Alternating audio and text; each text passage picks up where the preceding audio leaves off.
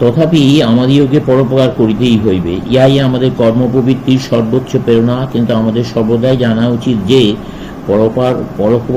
পরোপকার করা এক পরম সুযোগ ও সৌভাগ্য। উচ্চ মঞ্চের উপর দাঁড়াইয়া 5টি পয়সা লইয়া গরিবকে বলিও না, এই নে বেচারা, বরং তাহার প্রতি কৃতজ্ঞ হও। ওই গরিব লোকটি আছে বলিয়া তাহাকে সাহায্য করিয়া তুমি নিজের উপকার করিতে পারিতেছ। সে গ্রহণ করে সে ধন্য হয় না, যে দান করে সেই ধন্য হয়। তুমি যে তোমার দয়া ও করুণা শক্তি জগতে প্রয়োগ করিয়া নিজেকে পবিত্র সিদ্ধ করিতে সমর্থ হইতেছ, এজন্য তুমি কৃতজ্ঞ হও।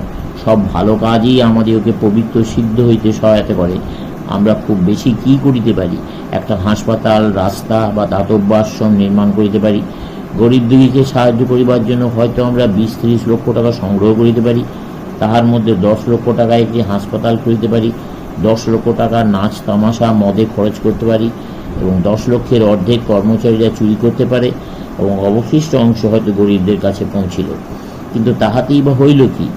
এক ঝটকায় 5 মিনিটে সব উড়িয়া যাইতে পারে। তবে করিব কি? এক আগ্নেয়গিরির অগ্নুৎপাতে রাস্তা, হাসপাতাল, নগর, বাড়ি সব উড়িয়া যাইতে পারে। অতএব এসো জগতের উপকার করিব, এই অজ্ঞানের কথা একেবারে পরিত্যাগ করি। জগৎ তোমার বা আমার সাহায্যের জন্য অপেক্ষা করিতেছে না। তথাপি আমাদিগকে কার্য করিতে হইবে, সর্বদাই লোকের উপকার করিতে হইবে, কারণ উহা আমাদের পক্ষে এক আশীর্বাদ স্বরূপ।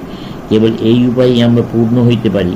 আমরা যেসব ভিখারীকে সাহায্য করি তাহারা কেহই আমাদের 1 পয়সা ধারে না।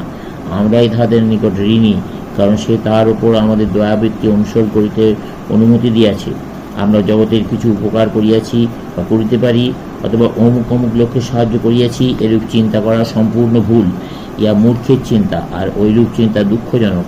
আমরা মনে করি আমরা তাহাকে সাহায্য করিয়াছি এবং আশা করি সে আমাকে ধন্যবাদ দেবে, আর সে ধন্যবাদ না দিলে আমরা মনে কষ্ট পাই। আমাদের কৃত উপকারের জন্য কেন আমরা প্রতিদিন আশা করিব?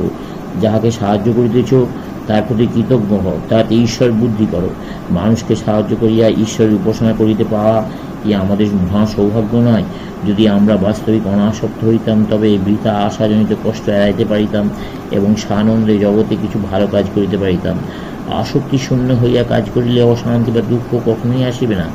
এই জগৎ সুখ দুঃখ লইয়া অনন্তকাল চলিতে থাকিবে, এবং আমরা ওকে সাহায্য করিবার জন্য কিছু করি বা না করি তাতে কিছুই আসে যায় না। দৃষ্টান্তস্বরূপ একটি গল্প বলিতেছি। একজন গরিব লোকের কিছু অর্থের প্রয়োজন ছিল। সে শুনিয়াছিল যে কোনরূপে একটি ভূতকে বশীভূত করিতে পারিলে তাকে আজ্ঞা করিয়া সে অর্থ বা যাহা কিছু চায় সবই পাইতে পারে। অতএব সে একটি ভূত সংগ্রহ করিবার জন্য বড় ব্যস্ত হইয়া পড়িল। তাকে ভূত দিতে পারে এমন একটি লোক খুঁজিয়া বেড়াইতে লাগিল। অবশ্য মহা যোগ ঐশ্বর্য সম্পন্ন এক সাধুর সহিত তার দেখা হইল। সে ওই সাধুর সাহায্য প্রার্থনা করিল। সাধু বললেন, ভূত লইয়া তুমি কি করিবে? সে বলল, আমার একটি ভূত চাই, সে আমার হইয়া কাজকর্ম করিবে। কিরূপে একটি ভূত পাইব তার উপায় শিখাইয়া দেন। একটি ভূত আমার বিশেষ প্রয়োজন।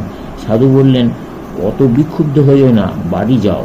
পরদিন সে পুনরায় সাধুর নিকট গিয়া কাঁদিয়া কাটিয়া বলিতে লাগল, আমাকে একটি ভূত দিন, কাজে সাহায্য করিবার জন্য একটি ভূত আমার চাই।